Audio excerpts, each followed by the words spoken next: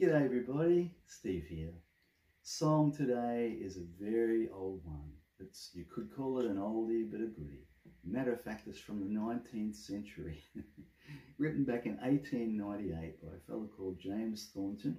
It's called When You Were Sweet 16. Went to number one in the year 1900, would you believe, and stayed there for 5 weeks. That's definitely in the category of an oldie but a goldie. Hope you like it.